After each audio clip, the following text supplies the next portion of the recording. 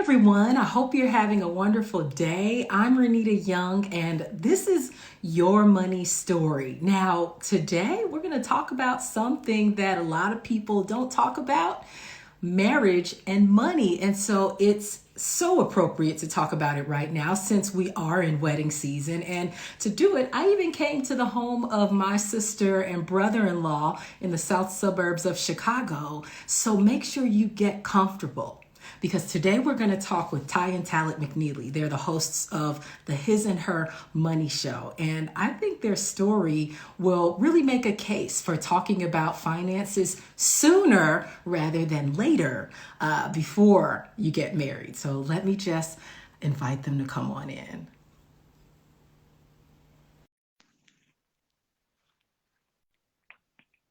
Almost here. Hello. Hey, Hi. how are you?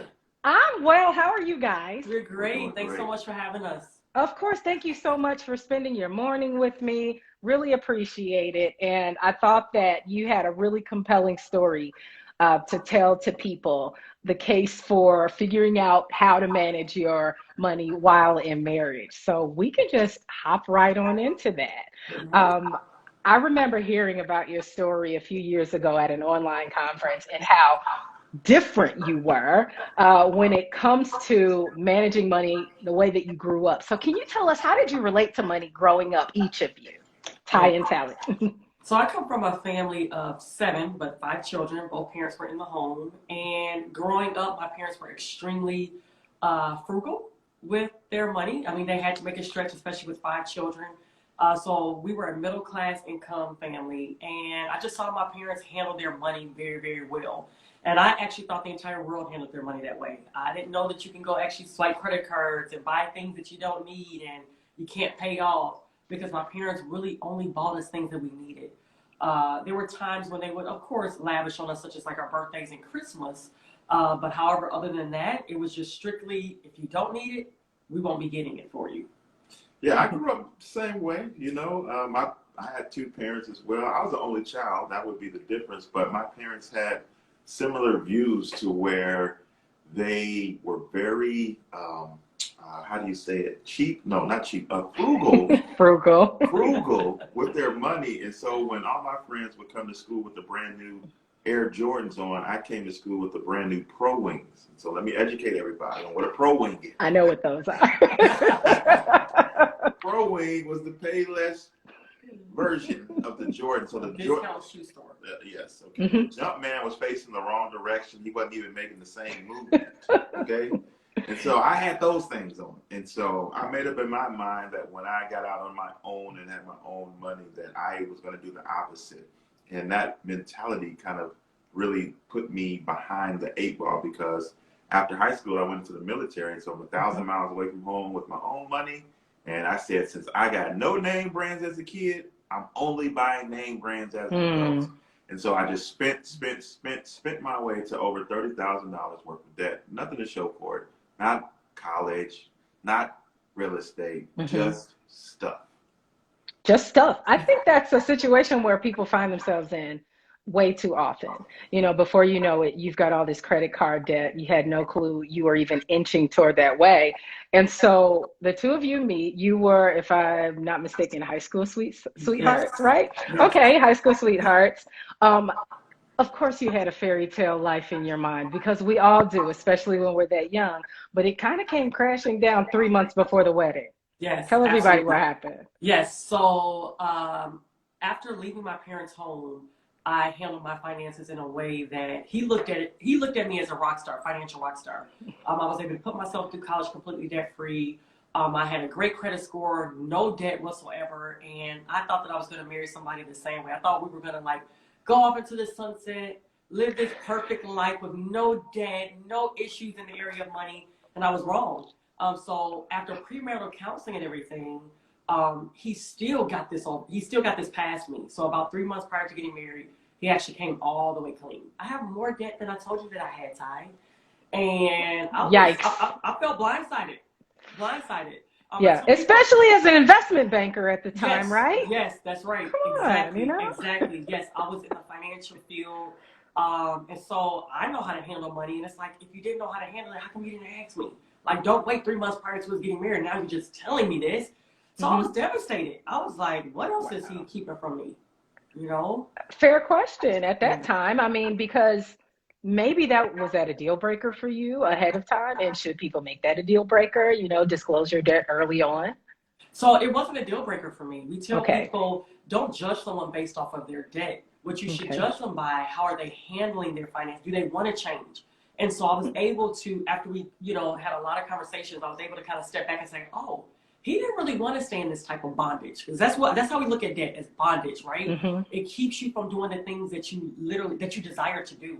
And I saw that he wanted to make some changes. He had a second job, and I was like, okay, he's already changed his mindset when it came to money. So I could work with that. I could deal with that. I just couldn't deal with the lie at first. Like, it shook me. Now it sounds like you guys, what it's called, of course, is financial infidelity. You figured out a way to work through that, Yes. and you were able to eventually become completely debt free, consumer debt free, the first year of marriage. And then I think it's incredible that in 5 years you paid off a $330,000 mortgage. That's right. Can you walk us through how you were able to do that on one salary? Yes. Well, first it started with a goal, a declaration. So when we moved into the house that we're sitting in right now, we weren't in a financial position to make such a bold claim, but this was the bold claim that we made. We said we don't want to wait 30 years to pay this house off. We want to do it in 5. We said it up front before we closed on the house. We said that was the goal. Again, we were not in position financially. We didn't have a bunch of extra disposable income sitting around that made it seem like this was something that we could possibly do. But we said this is something that we want to go after. So we made it a goal. That's number 1. Number 2 is we put action behind that goal. Now, there was a whole lot of question marks at that point in our situation, our life situation. I was starting a brand new job. We were weeks away from having baby number 3. Now we're going from a smaller place to a larger place. So we don't know how much the utilities will be adjusted. We're going to a larger, more. So all these financial question marks from a budget standpoint, we didn't have answers to. So after we looked at all the numbers, we knew we wanted to put some type of action behind our goal. And when we looked at everything, the only thing we could do was put an extra $20 principal payment every month in place. Now, some people may be like, $20? $20? Did that really make a big difference? Right. Make a difference, because faith without works is dead. It's one thing to say, you know what, somebody's going to listen to this and, you know what, honey, we're going to pay our house off in 5 years. That's great. But that's only half the equation. Right. You can make that statement, you can make that goal, but you need to put some type of action behind it. And so we called the lender and said, hey, we want you to draft out an extra 20 principal payment on top of our regular payment every single month. So automation was huge because we didn't have to think about it. Yep. We put it in motion, and it forces us to adjust to the new number that we have to budget our money with. And so start with the goal. That was number 1. Put action behind it, no matter what size the action, and automate it. Those 3 things started us. And as we went forward, that little, we call it the mustard seed challenge. We challenge people to do something. Maybe you can't double your mortgage payment right now because of your financial situation, but what can you do to just start the machine and escalating your debt payoff And process? it doesn't have to just be your mortgage. Look at your debt that entire way. We tell people, treat it almost like a game. It starts to get exciting for us. Were we exhausted at times? Sure. Did it feel like the needle wasn't moving? Absolutely. But we tried to find creative ways. Okay, what can we do to bring more money into the home? Because you can only cut so much out of your expenses. That's the first thing that people look at is their budget. They're like, okay, can I maybe, get a different insurance policy, car insurance policy, homeowners insurance policy? Can I lower that? Can I lower my cell phone bill? So after we did that, you can only cut so many expenses out. But the amount of money that you can make, it's endless, right? And so we started to pick up side hustles. There was nothing that we would not do. We did mystery shopping. We purchased furniture at the thrift store and flipped it. We had garage sales. Like, we did any and everything. We did not look at any dollar amount as it was too small. We looked at it, this is a blessing. Now we can take this seed and we can throw it towards a mortgage. And before we knew it, The very same day that we signed that dotted line on our mortgage, 5 years to the very date, we took our 3 children into the bank and we made our last mortgage payment. It was liberating. Mm-hmm. Congratulations on that. It's so inspiring. And I didn't know, I never thought about flipping furniture. Oh yeah. That's brilliant, especially if you're Yes. crafty, you know, and you can do Absolutely. that. That's a really good idea. And so briefly, Yes. quick step back.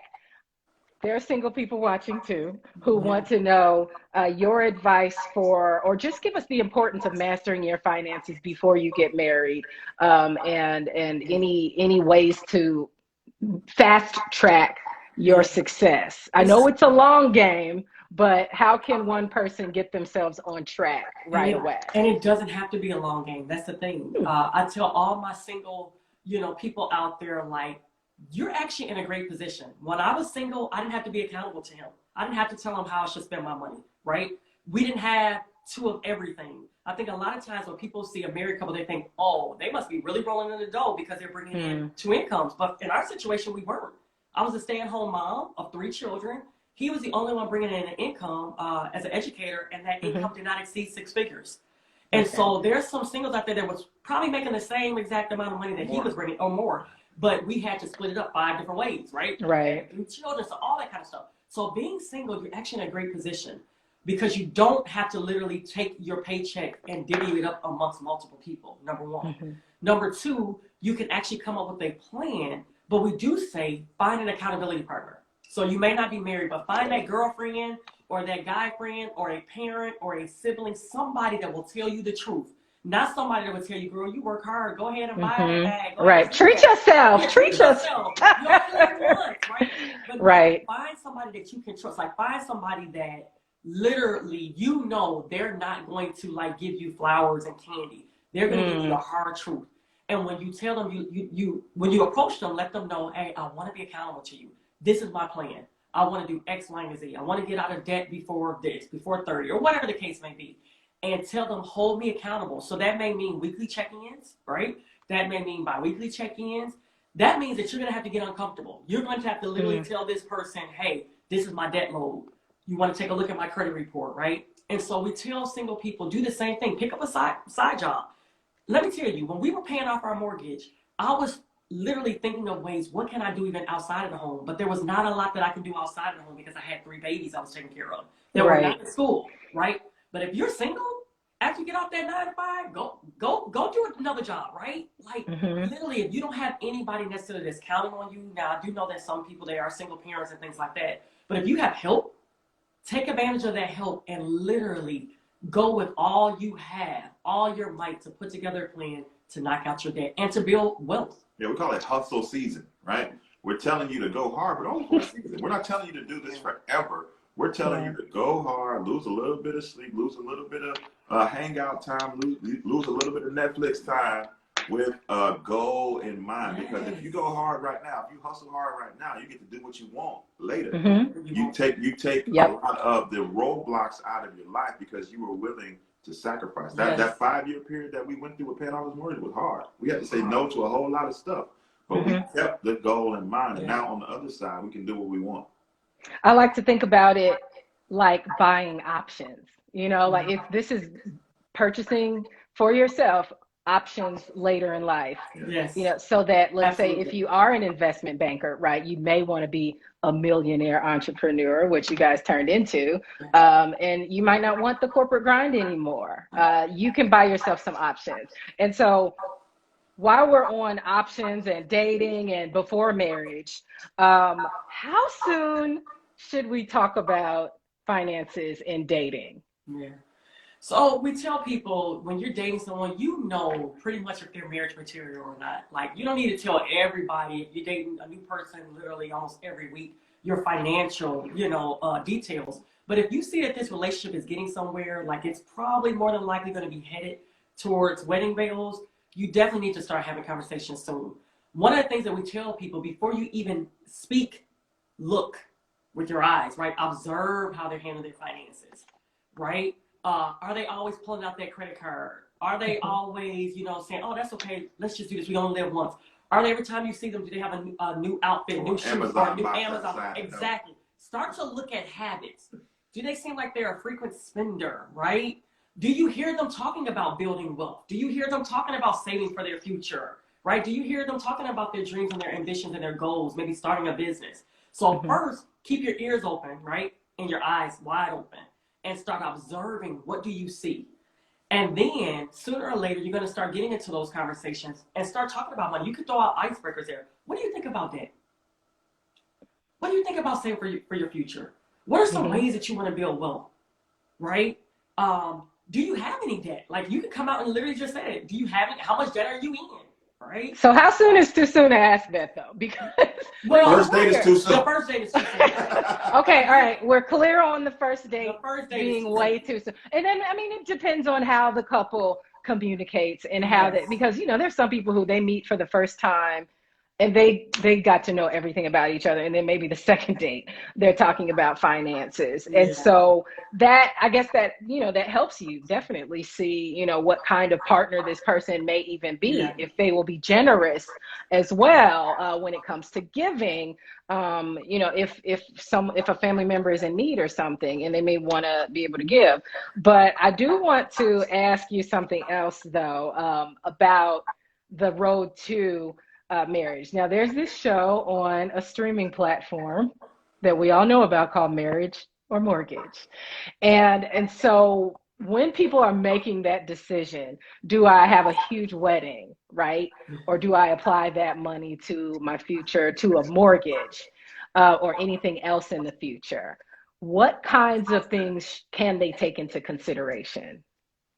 I think it's personal, right? Just like on the show. Some people pick marriage, some people pick mortgage. Right. I don't think there's necessarily a wrong answer. Okay. But as long as you're thoughtful, as long as you're really thoughtful, we like to tell people when it comes to their finances that they should play chess and not checkers. See, in chess, you're making a move with the next 3 moves in mind. In checkers, you're just moving from one move to the next, trying to win the game. But in chess, you gotta have foresight and forethought. So every move you're making right now is not just about the right now.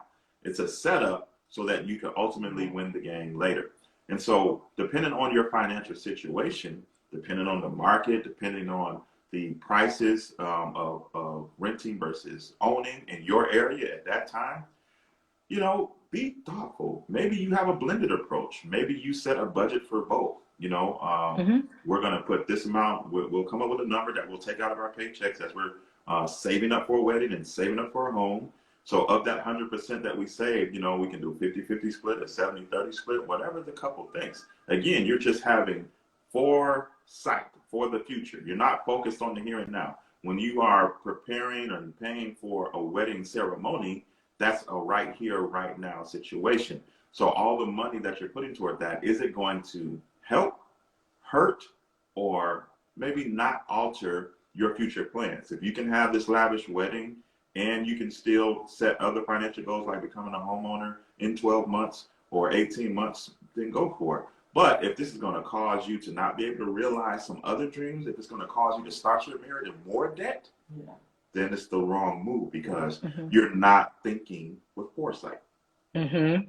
Excellent answer to that. And so when you get into the marriage, a lot of couples wonder, should we combine our finances into one budget or not? I know some couples who it works for them not to. Some others it works for them to combine.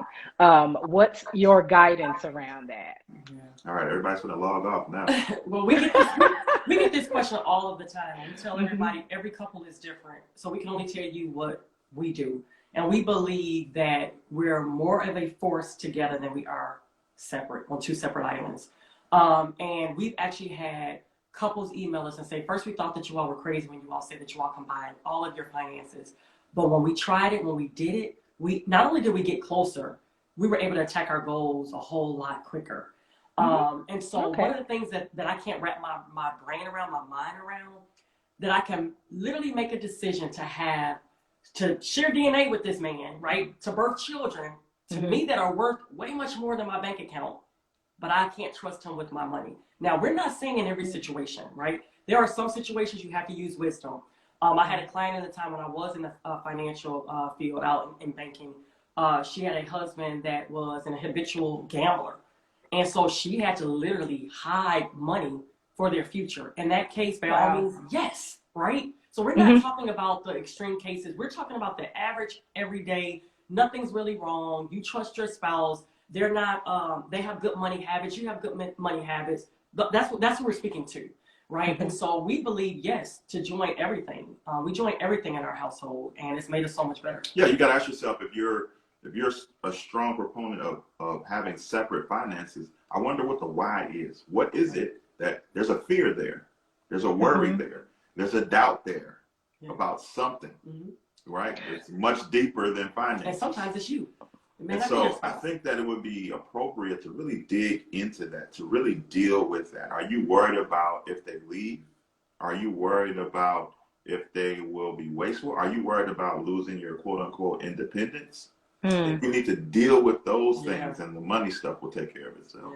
I think Tai also touched on that when you said the word trust. But we're not here to do marriage counseling. Right?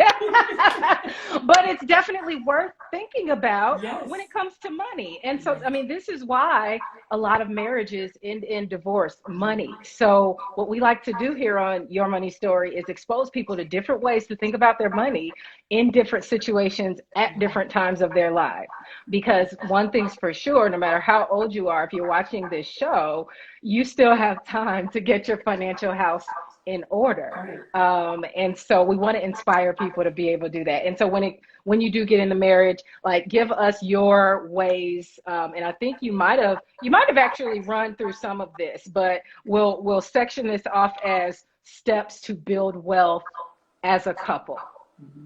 I think the first step is to put all your cards on the table. That's right. You got to have total transparency. But before we do that, we tell them to start with the dream date. Okay, that's right. So start with the dream date. This is where you literally go somewhere. If you can't go somewhere, do it in your home, right? But eliminate some of the distractions. And you literally sit and you dream, right? You take turns. The husband will first say, what is it that he wants to do over the next 5 years? Like, don't talk about your current debt. Just talk about if there was no debt, there was no limitation. What do you want to do? Where do you want to be 5 years from now? And then the wife, she'll do the same thing. And what we find is a lot of... Each of you is writing down the other's answer. Exactly. And what we find is a lot of couples didn't even realize some of the dreams that lie dormant in their spouse. They had no idea that they wanted to do certain things and accomplish certain things. And once you do that, that's really your why we need to get our finances in order, why we should start to build more wealth, right? Because every dream that you have, trust me, it's attached to money. Somehow, some way. I don't care if it's a non-for-profit. I don't care if it's a charity. You need money to move anything, right, that you desire to do. And so that's where we tell them to start first. And when they do that, we tell them to lay all their cards on the table. Yes, now that information serves as your barometer. Now you can say, okay, that's where we want to be 5 years from now. Now let's look at where we're at today.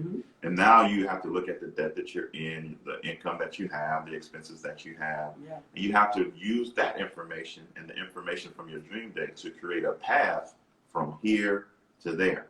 That's going to take a lot of sacrifice. It's going to take some getting out of your comfort zone. It's going to take you all working as a unit, because when you make this plan together, you both become accountable to the plan that you both created. If one spouse makes the plan like, look, this is what we need to do to get out of debt. Start now, go, right? That's not going to work, right? Because the other didn't have any skin in the game, and they didn't help with the crafting of the plan. So when you hit a hard point, when you hit a roadblock and say, well, I want to do this with the money versus I want to do that with the money. Now you have this plan. You say, well, this is what we said we were going to do with our money so that we can reach our dreams. And it helps you to kind of stay on focus and stay on track. Another thing that you're going to have to do is you're going to have to let everybody else sound like white noise. Everybody outside of your home, their opinion doesn't matter, because this is a plan that you all created with a joint goal in mind. So co-workers' opinions, families' opinions, people at church opinions are not going to matter. You all are going to have to stay focused, because there will be plenty of distractions that will come your way to try to take you off course. We know that all too well. And you need to have mutual respect. Both of you may not be whizzes with the finances, right? One may be stronger with the number crunching and the planning. Mm-hmm. But if this is going to work, you both have to feel valued. And so even if I'm the one that has a lesser working knowledge of investing and debt payoff strategies, I still need to speak up my opinion. And my opinion still needs to have value. And I still need to have input in the plan. And my input needs to be valued. Yeah, I agree. Okay. Very good. And so I just want you guys to know you're getting tons of love in the comment section. All right. It's a few people who go, oh, this is my fave financial couple. One person asked a question that I think you can answer pretty quickly. To credit card or not to credit card? One person asked that. Should I use monies on credit or spend on credit cards or not? This Great is what a question. person asked. The credit card is not the problem. It's the person that's using the credit card. So a lot of times people look at credit cards like it's a bad thing, right? But in the right hand, it can be used well, and in the wrong hands, it can be used in a bad way, a negative way. And so if you know that you have issues with spending and you have issues with paying it off before the balance is due, then we say don't use credit cards. We use credit cards in our household. We love the points, the rewards, the miles, all of that. Find ways to literally maximize the dollars that's coming in your home. If you have to spend it anyway on expenses, right, such as utilities and groceries and insurance payments and things like that, why not? If you're going to be rewarded for it. But we never carry a balance from month to month. We pay it off before it's completely due. We pay off the entire balance, not just that minimum payment, right? Because what good is points and rewards if you're paying interest on that credit card? The credit card companies are very smart. Trust me. It's the reason they reward. It's the reason they're getting paid. Right. And they know that most people are not disciplined enough to pay it off before it's due. And so, yes, we love credit cards, but credit cards is not for everyone. Yeah, like I said, it comes down to self-awareness and self-discipline. Mm-hmm. So when I was transitioning out of a bad spending situation and trying to understand finances a little bit better, I wanted nothing to do with a credit card because the last time I had a credit card, I ended up in the pit that I couldn't get myself out of. So there was a period where the best thing for me was to stay away from a credit card. I had to get myself together. He knew, yeah. Okay? I knew myself. Like, that plastic, it's going to be a problem. But it's worth it, though. It's worth knowing yourself and knowing what you can control until you can control it better, you know? So this has been so good. Thank you guys so much for joining us. I actually just have one more thing that I want to say. Talaat, you brought up fear. A lot of people have a lot of fear with money, and something that I talk about a lot is the shame that's attached to debt, the guilt that's attached to it. Like, what are your words of wisdom for a person to get over fear so that they can build wealth, generational wealth for their families? Well, the thing we tell people is if you don't build wealth for yourself, who will? So, in other words, yes, there is shame, there's guilt. You're looking like, man, what was I thinking? You can look back and say, man, I wish I would have done this better. I would have done that better. But what is the point in staying in that place? Because 365 days from now, you're going to be making that same statement to yourself with no change. See, the thing about it is time is going to continue to move. And neither you can let time work for you or time work against you. It's your most valuable resource. You can never make more time. And so it's important that you make the most of it. The best time to get out of debt was 5 years ago. The second best time is right now. You need to look in the mirror and say, yeah, that happened. That did happen. But I don't have to stay in this place. And that's why with our show, the His and Her Money Show, we constantly bring people on to tell all their various ways that they got into debt and all the various ways they got out of debt, so that you can see that real people all around the world are doing this, so that you can know that you can do it too. So you need to expose yourself to people just like you who were once in your situation and who are not, because the more you feed yourself that, the more confidence you have. If you're just talking to your coworkers who are also in $80,000 of student debt, and they just say, I'm gonna have a student loan payment forever. Right? I'm gonna have a car loan forever. If you keep feeding yourself that, then you're gonna believe that. Doesn't have to be like that. Right. If you keep consuming content where people say, you know what, I had a car loan, I don't know more. I had credit card debt, I don't anymore. I had a mortgage, I don't anymore. If you keep feeding yourself that, hope will begin to grow inside of you, and you'll be able to take action to move the needle in the right direction. All right. Well, I think that's a brilliant place to leave it. Thank you guys again for joining me. I hope that we'll stay in touch Yes, so thank that you you for can come having on us. any other time. And if you guys want to learn more about Tai and Talaat McNeely from the His and Her Money show, you can click on His and Her Money and find them on all the social platforms as well as their website. I'm Renita Young. This is Tai and Talaat McNeely. And thank you so much for joining Your Money Story. Have a Thank great you. day, Bye everybody. bye.